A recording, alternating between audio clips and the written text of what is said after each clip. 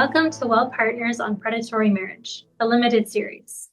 My name is Jacqueline, and I'm joined by Daphne Franks, a longtime advocate of better protections against predatory marriages. Today, we're talking about some patterns that Daphne has observed across predatory marriages.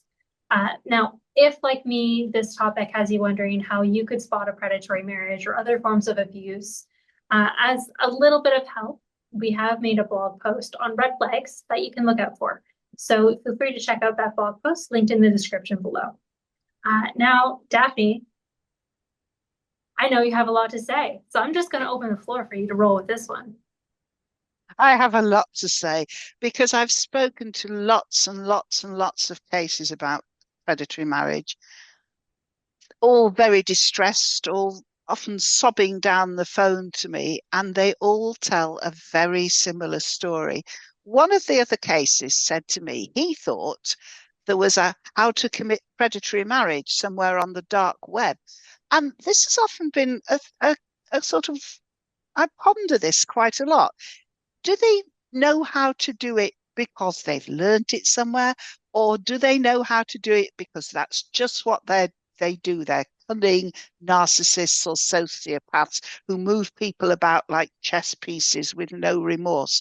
The patterns are all very, very similar, and the characteristics that the people describe are all very, very similar. So this is a generalization, and this is true of our case and lots of others. The details may differ, but the patterns are always the same. And it's quite hard. That's one thing I want to emphasize. It's quite hard to think, is this really happening? And I think I'm hoping this might serve as a bit of a list for if this is happening. Be aware that this person could well be a predator. So the first thing is the predator turns up out of the blue.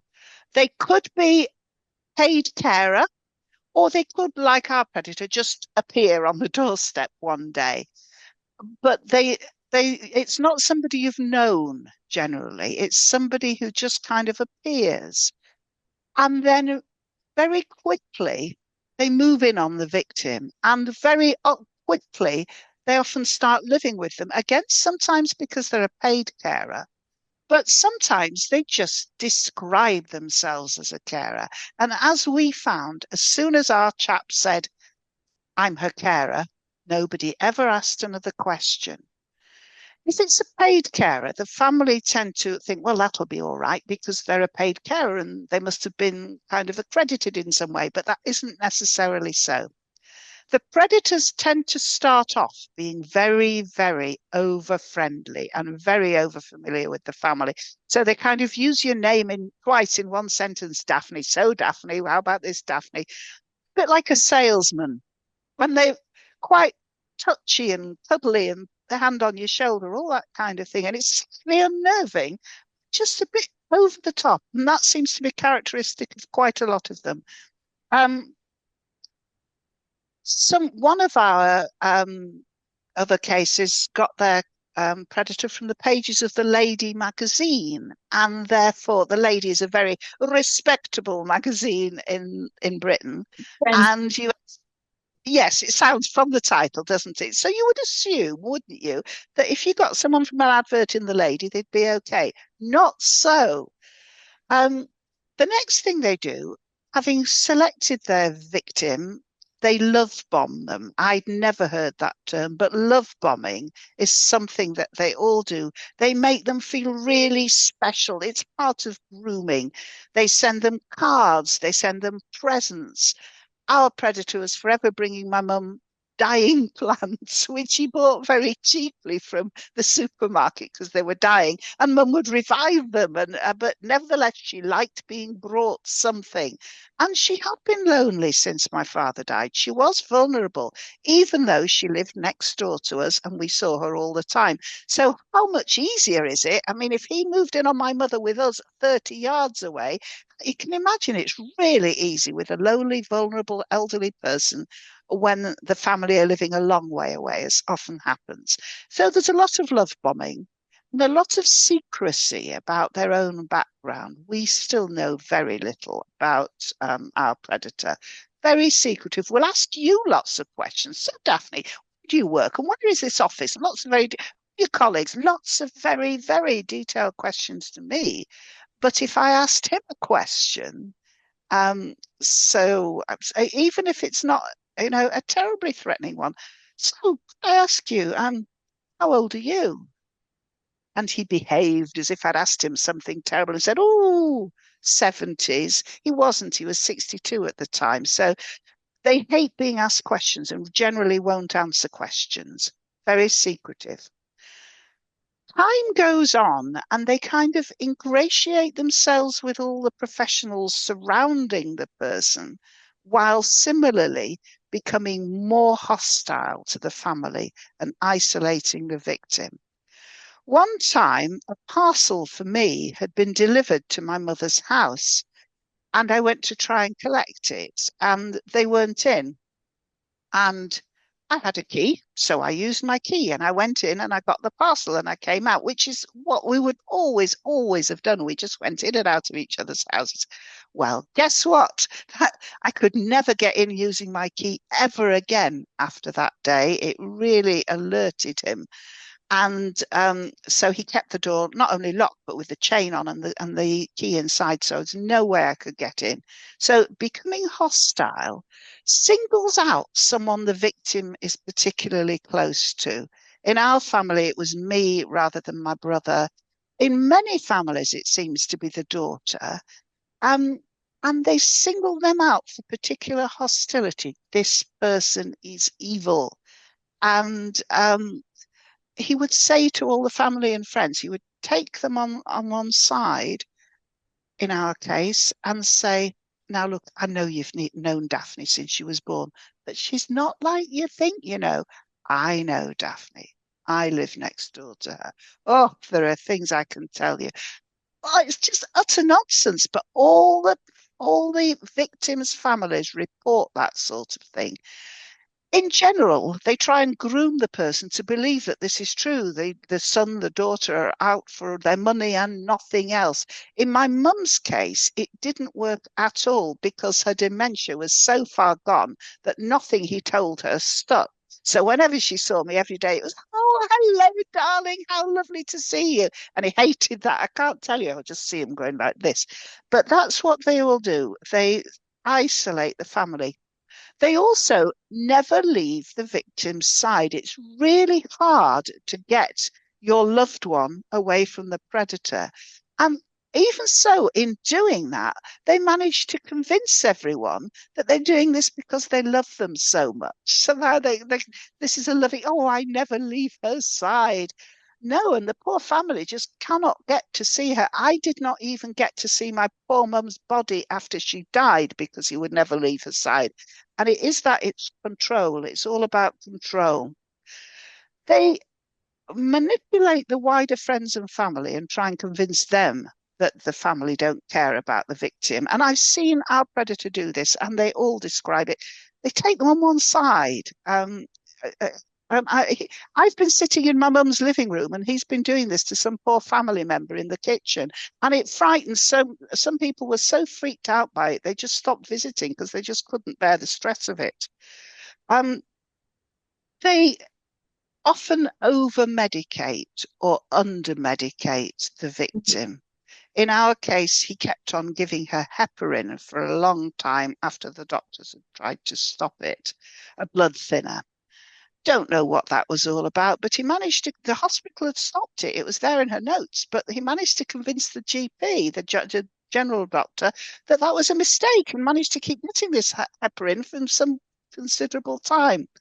Another family who I'm friendly with report that their mother is kept drugged so that she just kept sleepy all the time, so she doesn't really know what's going on.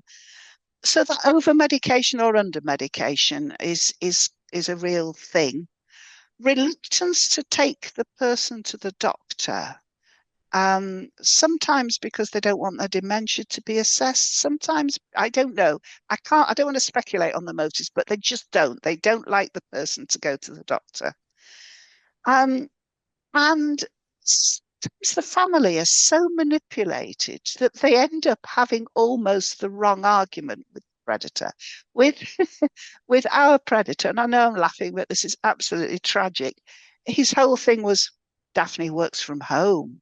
She she's communicating with men on the computer. She's having affairs. I'm laughing when I say this because I'm the most married person I know. I've got my 45th wedding anniversary in a couple of weeks, but I don't think people believed him. They almost ended up having the wrong argument. My cousin ended up saying, well, if Daphne is having multiple affairs, that's got nothing to do with you. Actually, afterwards, she thought, why am I saying this? And that's what they do. They absolutely tie you up in knots so you can't think straight. Then, once they've got all this sorted and all the medical people, they often convince the medical people that they are the ones in charge, which is not too difficult to do because medical people are really, really busy. The big, the thing that distressed me most actually was the district nurses just before Mum died.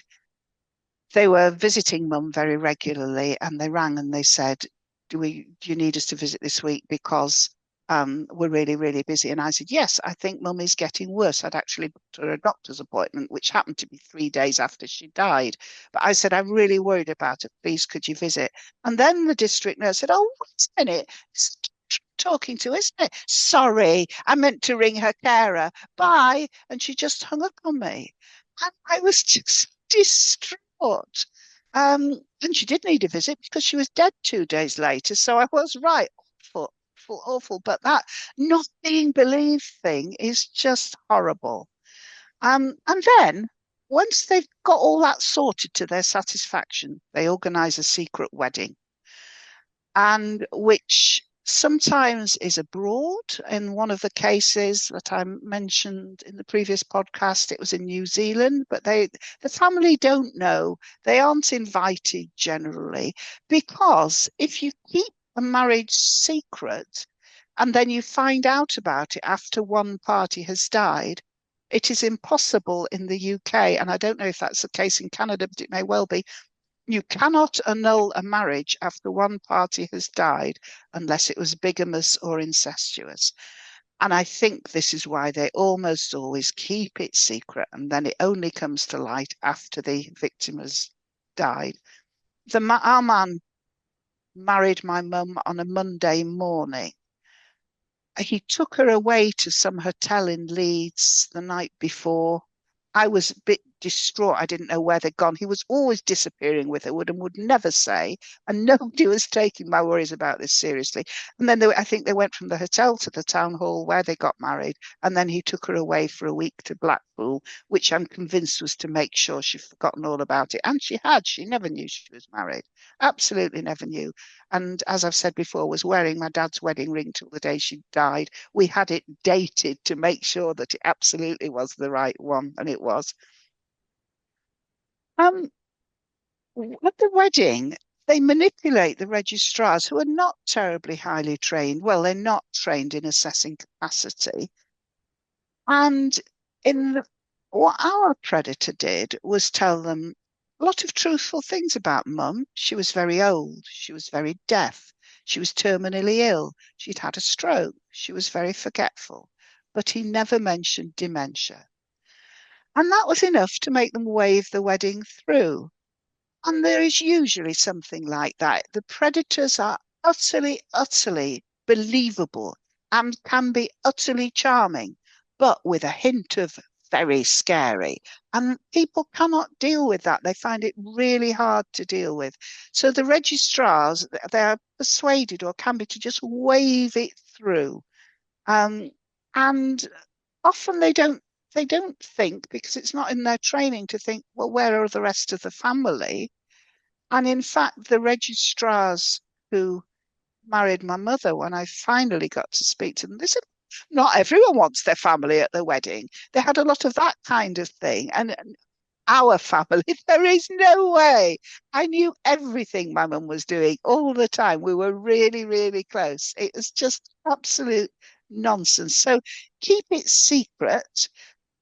And then um, when the person dies, your attitude as the predator is now, oh, just happen to have inherited everything.